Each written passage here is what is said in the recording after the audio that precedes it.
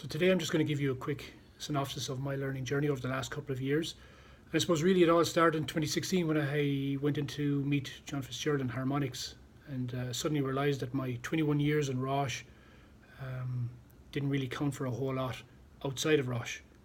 I didn't really know what was going on in the external world. I wasn't really sure kind of what was happening in the Midwest, don't mind Ireland, whether it be from a pharma or industry perspective, as well as some of the broader issues around kind of, I suppose, demographics, what's happening with technology, even the likes of the gig economy. So I suppose that was a really good start for me to, I suppose, really start to broaden my horizons. And it probably started me, as my wife says, started a good collection of boring business books, putting on the shelf, but also kind of visiting sites, visiting some of my peers, just basically getting out of the site every now and again to see what the external world is like. So for me, it was a great wake-up call.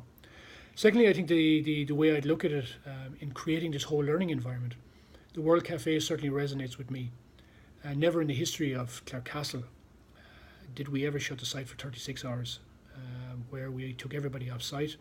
And I suppose when you consider what had happened prior to that, where about 125 people were let go, an equal number of contractors, I suppose I was really even worried would people turn up that day. Instead, it turned out to be a huge success. And it showed that the employees themselves were willing to learn and that there was a pull from them. So that gives me energy. When you see employees that want to learn, you give them the opportunities, they're willing to take it, that really, I suppose, motivates me.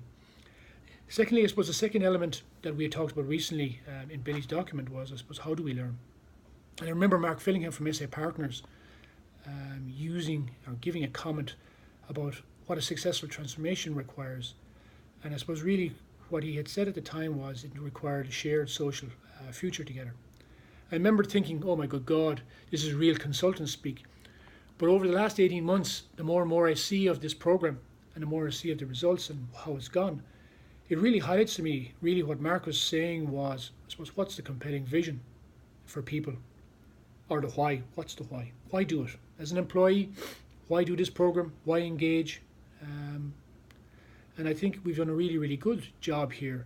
I think fundamentally what we've done really, really well is that we have taken people, we've upskilled them, and then we've given them the opportunity in their own working environment to solve problems that affect them on a day-to-day basis. So it's really making a difference to them if they want to make a difference. So really, you're upskilling people, you're giving them the opportunity in their own working environment, and you're hopefully going to make, they are hopefully going to make that working environment better with the skills that you have probably facilitated. And I think really making it tangible for people in the whole upskilling, I think that really has benefited. And then obviously that flows into the results. And one of the great things that we've done, whether deliberately or not, was we didn't put metrics or hard metrics associated with kind of this program, other than basically, I suppose, upskilling people to certain levels. And really what we've seen in the last 7 or 8 months is that the business metrics are really, really green. We're surpassing most, if not all, of the metrics inside at the moment. And I suppose that's really an indication that the business is stable, but also that people are applying some of the skills that they have learned. There's two examples I'd like to share that personally resonate with me. One being, I suppose, with my background being an ops guy, I suppose improving a 21-year-old process where you reduce the cycle time by 17%, that's no mean feat. That's one element, but I think the better element for me is that I suppose this was done by quite a number of different people, but those people had the time to focus and apply, I suppose, the tools and the continuous improvement with a continuous improvement mindset. Historically, what may have happened here is that people would be busy firefighting on a day-to-day basis and wouldn't have had the time to do this type of work. So having stable processes has been very, very positive.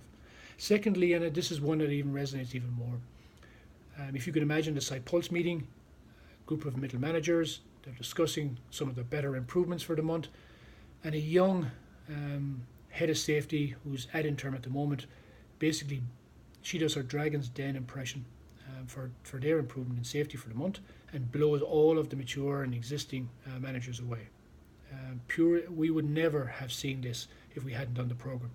So I've seen a different side of people, that's just one example, but there are many other examples where people are in different roles that you see how they're working and the potential that they have.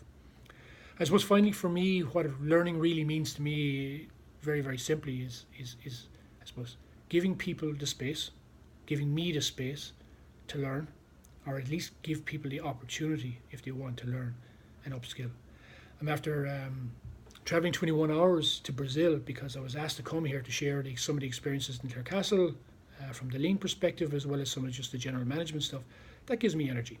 People want to know what you're doing. They want you to share your stories. Sometimes we feel that we're embarrassed or we don't want to do that.